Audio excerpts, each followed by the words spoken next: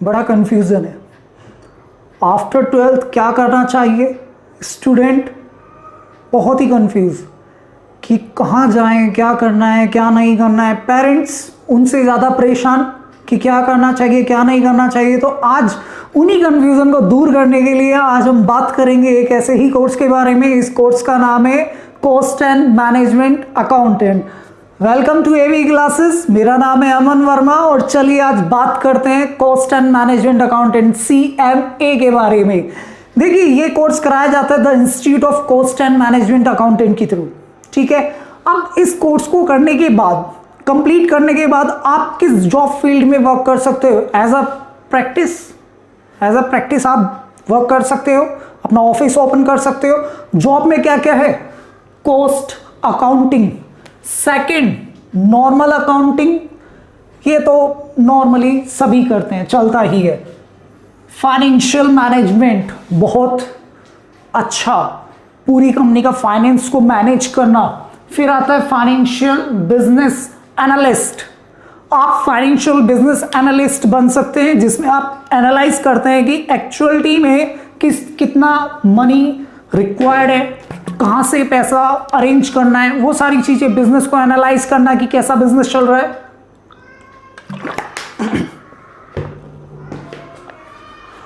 Auditing, internal auditing, special audit, direct and indirect taxation की field में work कर सकते हैं आप। System analyse and system management, पूरे के पूरे सिस्टम को एनालाइज करने से related system management. Functional consultancy in ERP implementation, बहुत अच्छा स्कोप है। फिर आता है process analysis in BPO houses.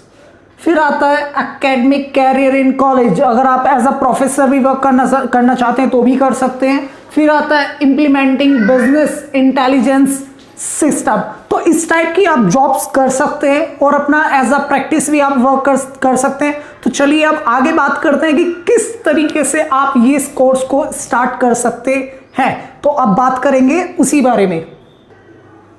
चलिए बात करते हैं कि आप किस तरीके से एंटर हो सकते हैं इस कोर्स में। तो देखिए एंट्री का सिस्टम क्या होता है, आप सबसे पहले एनरोल करा सकते हो अपने आप को आफ्टर 10। अगर आपने 10th क्लास क्लियर कर ली है उस टाइम पर भी आप अपने आप को एनरोल करा सकते हैं।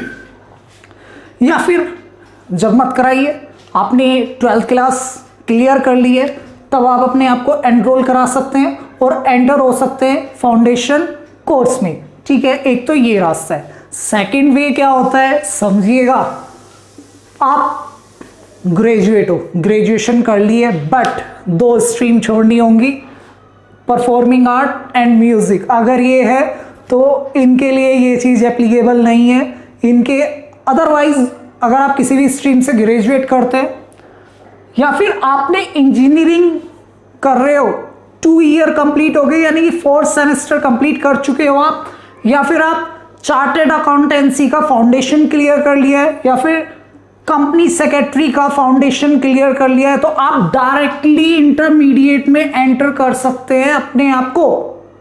देखिए स्ट्रक्चर क्या होता है CMA में, मैं आपको बताता हूं अभी।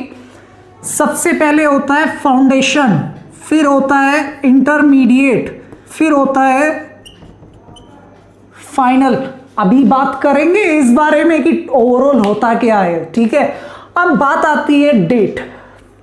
अगर आप देखो ईयर में 2 टाइम एग्जाम होता है, जून एंड दिसंबर। कब कब, जून एंड दिसंबर।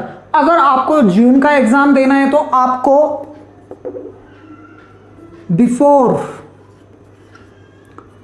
31 जनवरी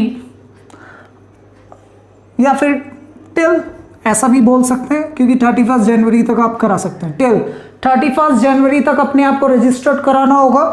अगर आपको दिसंबर अटेम्प्ट देना है तो लास्ट डेट होगी 31 जुलाई। तो इन डेट तक आपको अपने आप को रजिस्टर्ड करा लेना होगा, जब भी आप एग्जाम दे पाओगे। ईयर में 2 टाइम एग्जाम कंडक्ट कराया जाता है, जून एंड दिसंबर। क्लियर इतनी बात। अब बात कर लेते हैं सब्जेक्ट्स के बारे में और पूरा चार्ट क्या होता है CMA का उसके बारे में। देखिएगा चलिए बात करते हैं अब किस तरीके से पूरे के पूरे कोर्स का स्टेटस है। देखिए पहले फाउंडेशन की बात करते हैं। Step 1 4 subject. First fundamental of economic and management 50-50 marks का, इकोनॉमिक्स 50 मार्क्स और management 50 marks. Fundamental of accounting 100 marks, law and ethics 70-30, 70 का लॉ और 30 का ethics. Business mathematics and statics 40 का मैथमेटिक्स है और 60 का स्टैटिस्टिक्स है। तो इसमें होता क्या है, 100 मार्क्स का ईच पेपर होता है, ठीक है बात। अब क्लियर करने का क्या क्राइटेरिया है वो चीज को बहुत ध्यान से समझिएगा। ईच सब्जेक्ट 40%, ईच सब्जेक्ट में 40% मार्क्स लाओगे तो क्लियर हो जाएगा आपका सब्जेक्ट। टोटल हो जाना चाहिए 50% और चारों सब्जेक्ट का जो टोटल होना चाहिए वो कंटेन करना चाहिए आपका 50% मार्क्स। तो आप क्लियर माने जाओगे, क्वालिफाई माने जाओगे। फाउंडेशन होने के बाद आफ्टर डेट आपको स्टेप 2 इंटरमीडिएट में अपने आप को रजिस्टर कराइए। इंटरमीडिएट 2 ग्रुप होते हैं और each group contain 4 paper, 100 marks each, वही 40-50 वाला सिस्टम चलता है क्लियर करने के लिए। After that step 3 final 2 group each contain 4 paper. यहां पर भी दोनों ग्रुप में 4 पेपर होते हैं, यानी कि टोटल 8 और 4 यानी कि टोटल ओवरऑल 20 पेपर होते हैं पूरे कोर्स में। आप ठीक है, 3 ईयर की प्रैक्टिकल ट्रेनिंग भी करनी होती है। इंटरमीडिएट कंप्लीट करने के बाद आपको 15 मंथ का कंपलसरी, फाइनल एग्जाम देने से पहले 15 मंथ का आपको ट्रेनिंग करना होता है। आफ्टर डेट आप फाइनल एग्जाम देने के लिए एलिजिबल हैं। फाइनल एग्जाम दीजिए, क्लियर कर लेने के बाद आप अपनी ट्रेनिंग 3 ईयर की कंप्लीट, फाइनल एग्जाम कंप्लीट, तो आप एलिजिबल हैं मेंबर बनने के लिए ICMI यानी कि institute of cost and management accountant का मेंबर बनने के लिए। और आफ्टर डेट आप कहलाओगे कॉस्ट एंड मैनेजमेंट अकाउंटेंट। बहुत ही अच्छा कोर्स है। और फी स्ट्रक्चर अगर देखा जाए, फाउंडेशन फी 4000, इंटरमीडिएट 20,000, फाइनल 17,000 ये रजिस्ट्रेशन फी होती है। ट्यूशन फी देखिए, ट्यूशन तो आपको अलग से पढ़ना ही होता है और ट्यूशन फी अलग से जो जाएगी जो मार्केट में चलता है। बहुत ही अच्छा कोर्स है, देखिए पढ़िए। ICMAI साइट है इसकी, वहाँ पर इस कोर्स को बहुत अच्छी तरीके से एनालाइज कीजिए, कंपेयर कीजिए और इसी तरीके से हम मेरे चैनल के साथ बने रहिए।